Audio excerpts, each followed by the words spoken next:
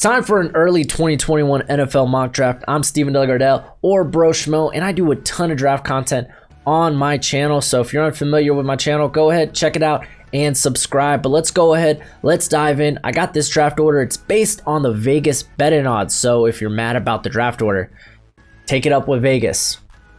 So let's dive in. Jacksonville Jaguars, they are first. They are #1 overall pick, and they're going Trevor Lawrence. I don't imagine them going any other way. It's unfortunate if they're picking first. Uncle Rico probably had a terrible season, and they're going to go ahead and get their franchise quarterback. Trevor Lawrence, he checks all the boxes for a franchise quarterback. He's got superior arm talent compared to Gardner Minshew, and you know what? He was actually the best quarterback not named Joe Burrow after week 3 last year by PFF. So, yeah. Washington Redskins, they're going to get their franchise quarterback in Justin Fields out of Ohio State. I'm just saying, if they're picking #2 overall, Dwayne Haskins it probably didn't cut it.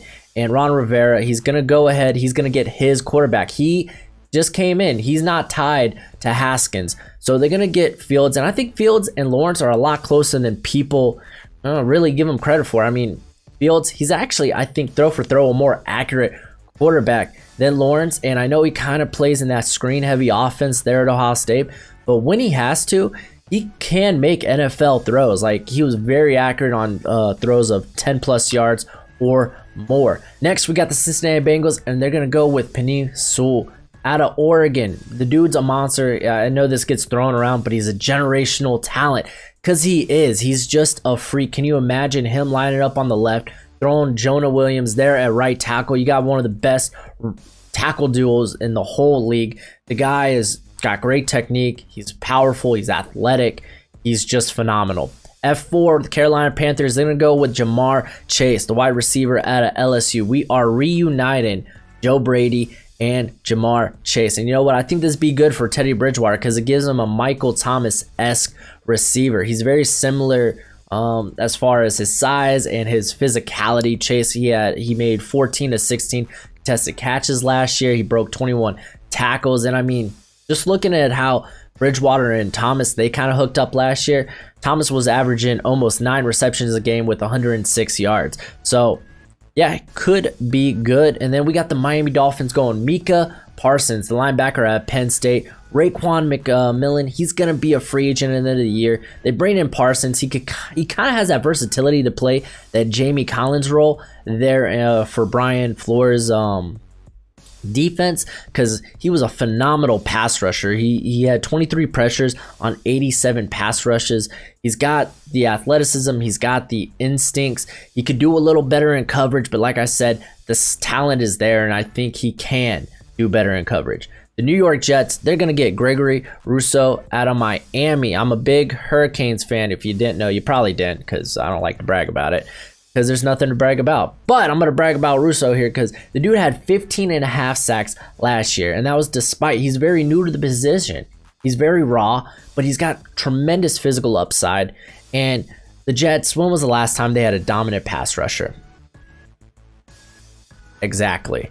Detroit Lions, they're going Trey Lance, quarterback out of North Dakota State. Trey Lance, he's kind of got, he's an interesting prospect because the guy's got a cannon for an arm. He's very athletic. He was very accurate there at North Dakota State, but he was facing lesser competition. He wasn't asked to throw the ball a lot. Last year, I think he only averaged 18 attempts per game. So there are a few question marks there, and he's not going to get the privilege of a Senior Bowl like Carson Wentz did. So it'll be interesting, but you see the talent, you see the upside.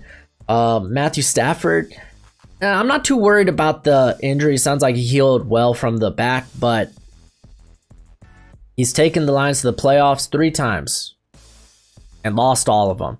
I think it's time to try to invest in a quarterback that can maybe get you over the hump. At 8, we got the New York Giants. They're going Rondale Moore out of Purdue. Golden Tate, I don't think he's kind of in the long-term plans for the Giants. And Moore, he kind of fills a similar role. The dude is phenomenal off the screen, slants, in the flats. He's a playmaker with the ball in his hands. He's super jittery. He's hard. Like, he just has a great lateral movement, great acceleration, and he's, despite his size, extremely tough. He'll put bigger guys on their back. Moore is just kind of a special talent in this case. And then at 9, we got the Arizona Cardinals getting Caleb Farley out of Virginia Tech. First corner off the board. Patrick Peterson, Robert Alford, they're kind of getting up there in age. Jury's still out on Byron Murphy. I'm kind of thinking he's going to do well. I was pretty high on him coming into the draft. So they go ahead, they get another corner. The secondary was very, last season. And this guy, he's got physical tools out the wazoo. He's got size, he's got athleticism, he's got speed. He's got like 4.3 speed too. So he's very fast, but he was a bit of a one-year wonder last year. But, I mean, to the level of how he was shutting down receivers and just opposing quarterbacks, he only allowed a quarterback rating of 26.8 last year. So if he could repeat that performance, yeah, he's going to be a top 10 pick. At 10, I got the Atlanta Falcons getting Marvin Wilson, the defensive interior out of Florida State. You might be like, I think they're fine on the interior. Well, they were desperately trying to trade up to get Derrick Brown last year, and then they tried to make a last-minute bid to get Chase Young. That all didn't work out. And I know they brought in Marlon Davidson, but they do like to put bigger guys on the edge. You've seen it with Adrian Claiborne and Alan Bailey. So this is a case where they could probably put Marlon Davidson. They could rotate him from interior to edge on a few plays. And now you have a very dominant, just defensive line rotation. Very scary because Marvin Wilson, he was phenomenal as a pass rusher at the beginning of the year. If he could come in, repeat that performance, then that's a very, very scary defensive line for the Falcons. Miami Dolphins, they get this pick via trade because thank you, Houston Texans. And they're going Jalen Waddle, the wide receiver out of Alabama. Excuse me. So I'm just thinking reunite to give him a receiver he's familiar with. And the Dolphins, they don't really have any receiver that's pretty good underneath. They really just have big body deep threats with Devontae Parker, Albert Wilson, Preston Williams. Jalen Waddle, dude was phenomenal. He was only behind CeeDee Lamb in terms of yards after the catch in the last 2 seasons, as well as QB rating when targeted in the slot. I just think might be a match made in heaven. At 12, we got the Denver Broncos going Alex Leatherwood, the offensive tackle out of Alabama. I'm just saying they're probably giving it up on Garrett Bowles at this point. The dude, he had 17 penalties last year. He gave up 31 pressures. He just can't stop himself from holding defenders. It's a very nasty habit. So they go ahead. They get an elite pass protector here in Alex Leatherwood. The dude gave up no sacks last season and just 1 pressure, and it happened to be against first rounder Clavon Chason. So yeah, not half bad. The guy is good, very good hand movement, and he's a bit athletic. Not as athletic and explosive as the tackles we saw in this previous class, but the dude gets the job done. Chicago Bears, they missed out on all the quarterbacks, so I got them getting a tackle, Walker Little out of Stanford. I wasn't necessarily that high on Walker Little coming into the season. I thought maybe he's better at guard than tackle, but he did show some improvements in the season opener before he got hurt. So if you can do that again this year, yeah, he'll probably be a first rounder at tackle. And let's be honest with the Bears, they could probably upgrade from Bobby Messi and Charles Leno Jr. because those guys gave up 62 pressures and 42 hurries last year. So yeah, let's go ahead and do that. And they were pretty bad as run blockers. Or David Montgomery. Cleveland Browns, they're going Xavier Thomas out of Clemson. Olivier Vernon, he's going to be a free agent after this year. They just signed Myles Garrett to an extension, big money extension. So he needs a partner in crime. Thomas is kind of a Stefanski type of guy. Very physically gifted, pretty athletic. And if he could show a little bit more consistency, like if he could go back to how he looked in his freshman season, then he's going to be high on draft boards because his athleticism and physicality is pretty coveted. He was kind of playing out of position last year. Clemson was running this funky 3-1-7 scheme. They had a lot of athletes there, a lot of secondary guys, kind of wild. So at 15, we got the Tennessee Titans. I got them getting Tamarian Terry out of Florida State. You might be like, what? This guy is one of my sleepers. He's phenomenal.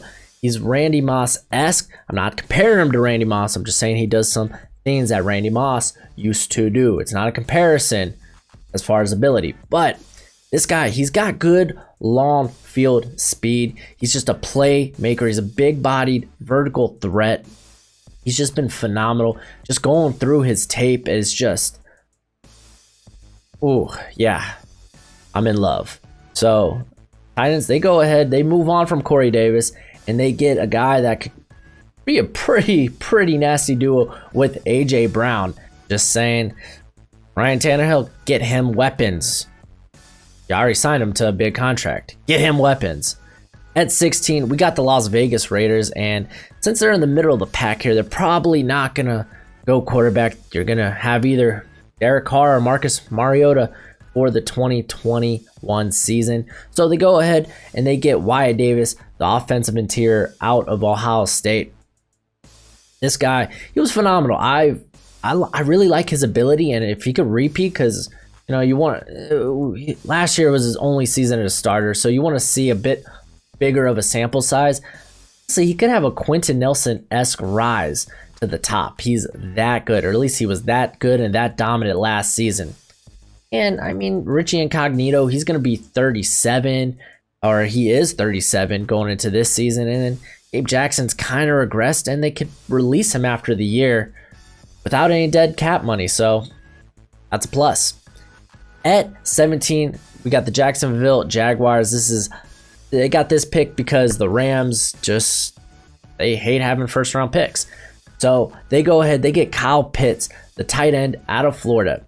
And if they go Lawrence, I say give this boy some playmakers. Give him playmakers, because they have some quality receivers. They have no one at tight end. Tyler Eifert always hurt. Josh Oliver, we don't know. He basically redshirted last season. And then James O'Shaughnessy is more of a tight end too. So Kyle Pitts, this guy is special. No one touches him in this class in terms of receiving capability at the tight end position.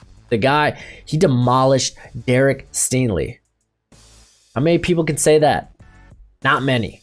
At 18, the Minnesota Vikings, they get Shaun Wade, corner at Ohio State. And you'd be like, this is so low for Shaun Wade. I just want to see him play on the outside. He played only 12 snaps on the outside last season. And I'm sorry, slot corners just don't get drafted highly. So I need to see more from him on the outside. And I think this could be a match made in heaven, because if the Vikings, they could find a competent starter between Holton Hill, Mike Hughes, or Jeffrey Gladney, then they could draft Wade, bring him along slowly, because that's what Mike Zimmer does with his corners. Start him in the slot. Guess what? He's already super familiar. He's already played elite in the slot for Ohio State. So not half bad. Not half bad. And then we got the Chargers. The Chargers, they're going Samuel Cosmi, offensive tackle out of Texas. I have not much faith in either of the tackles or left tackles that they have here in Brent Scott and Trey Pipkins. So they go ahead, they get Cosmi. He kind of fits their zone blocking scheme. The guy is super athletic. He's very proven. He played almost 600 true pass sets last season, and he played them very well. So might be a good fit here. I mean, we saw Austin Jackson kind of rise because of his athleticism. Something to keep in mind. At 20, we got the Indianapolis Colts, and I got them getting Patrick Surtain, the second cornerback out of Alabama. I think we might see Phillip Rivers resign after this year. Either way, they got Jacob Eason, so I think they could develop him. He's actually got phenomenal arm talent. Just sucks under pressure, so we'll see. We'll see what happens with that. But the Colts, they're moving to a zone-heavy scheme, and if they can't find a competent starter next to Rocky Sin, awesome name by the way, between Marvell Tell or Xavier Rhodes, then they could probably go corner, because this team's actually got quite a bit of depth. So they go corner. They get a guy, Surtain. He lacks elite speed, but he's been consistent. He's only allowed over 60 yards twice, and the dude started since a freshman season. He's strong and physical, but he's also one of the best deep ball defenders in college football, at least as far as last season. So, not half bad. Pittsburgh Steelers, they go Brock Purdy out of Iowa State. This is one of my favorite picks because we all know the sun is setting on Big Ben's career. It's going to come to an end in the next year or two. So they need to find someone to replace him with. And I love Brock Purdy because he is a gunslinger. He's got a gunslinger mentality. Yes, he doesn't necessarily have the arm talent, but the dude is very accurate. He reminds me a lot of Big Ben minus the arm talent. So yeah, he's one of my favorite prospects in this draft. And the dude's led a very, void of talent Iowa State team to back-to-back winning seasons. Impressive. At 22, I got the Buffalo Bills getting Pat Freiermuth out of Penn State. The Bills, they got a lot of depth. I mean, it's hard to find a weak position on the roster, so tight end turns out to be the weakest. I know a lot of people like Dawson Knox, but he played well in stretches. The guy dropped 9 balls last season. Just quite frankly, Pat Fryer here, he's just better in all facets of the position compared to Knox. So yeah, I went with that. New England Patriots. It's so hard picking for the New England Patriots. So I went out on a limb here. I went with Javon Holland, the safety out of Oregon.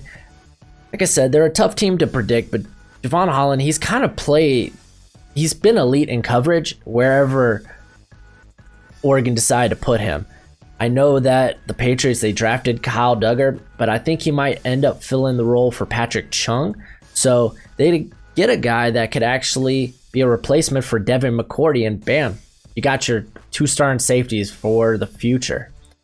Right there, it's actually a very scary duo right there. Green Bay Packers, they're going with Rashad Bateman, wide receiver out of Minnesota. I'm doing what they should have done this past draft and address the receiver position. And they get a pretty good steal because Bateman, he should go a lot higher than this, but it's the draft and players false. I'm sorry. But Bateman would be a good complement to Devontae Adams. The guy, he's coming along as a route runner, but he's pretty good at the contested catch. The guy, he averaged he had the third highest rate of catch or receptions for 15 yards or more in all of college football last year. You got your deep threat there with Alan Lazard. So yeah, now you got a bundle of wide receivers there at the disposal for Aaron Rodgers or Jordan Love. Seattle Seahawks, they're going Christian Barmore out of Alabama. The Seattle's depth on the interior for their defensive line is pretty bad. They basically have Ford and Reed, and that's about it. So they get a guy who's, granted, small sample size, but he's looked pretty darn good. He's very athletically gifted for his size, and the guy had a pass rush win rate of 24%? That's insane. So this is honestly Barmore. When it's all said and done, he could probably go a lot higher than this. Philadelphia Eagles, they're going Carlos Basham Jr. out of Wake Forest. I know that the Eagles, they picked up the 5th-year option on Derek Barnett, but really he hasn't been that impressive since his rookie season. So they get Basham, who he has one of the meanest bull rushes in college football because he's got size, but he's got a very explosive first step. And if he could show us a little bit more consistency and maybe a few more moves outside of the bull rush, he could push his stock a little higher. And then we got the Tampa Bay Buccaneers. They go Chris Rumph out of Duke, one of my favorite prospects. Shaq Barrett, he's got the franchise tag, so they might need to add another pass rusher. Rumph, he's going to get knocked because of his size. He's only 225, but he was one of the most efficient pass rushers, not named Chase Young last year. The guy was phenomenal, and despite his size, he's very strong. He's really good at getting leverage. He's just got very good pass rush prowess. So I'm banking on the talent. I'm banking on the skill. I like me some Chris Rumph. Dallas Cowboys, they're going Andre Cisco, safety out of Syracuse. And he's kind of a boom or bust type of prospect because Oh, he's got 12 picks in the last 2 seasons, but he's gotten beaten quite a bit on the big play because he's so aggressive. I think if he could reel that in and kind of like pick his spots, he could definitely challenge Javon Holland in this draft because he is very gifted athletically. And the Cowboys, both their safeties, their starting safeties, are going to be free agents after this season. And if they resign Dak, I don't know how much cap they're going to have exactly. Then New Orleans Saints, they're going Dylan Moses, the linebacker out of Alabama. He's an athletic freak. He's going to be very highly coveted because of that athletic upside. It's just, for me, I want to see him playing after the ACL.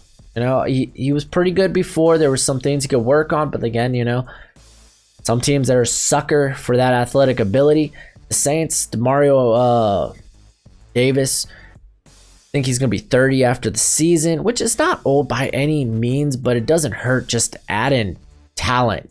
Plus, the Saints, they have a knack for addressing positions before they're even a worry. Baltimore Ravens, they go Aiden Hutchinson out of Michigan. McPhee, he's a free agent. Jalen Ferguson, he doesn't seem to be more than a rotation guy. And I'm just saying, Hutchinson, this dude, he controls the line of scrimmage.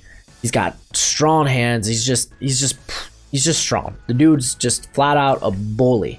And honestly, you could kick him on the inside too. And let's be honest, Derek Wolfe, he's only on a 1-year deal, so it's nice to have a guy with that type of versatility. San Francisco 49ers, they go Travis Etienne out of Clemson. This one's like a no-brainer. Mostert, he's asking to be traded. Holman, he's a free agent after this year. Etienne is he's phenomenal. He's a big play threat. He proved he was outstanding as a receiver this season as well. He would have been my running back 1 if he decided to declare for the 2020 draft.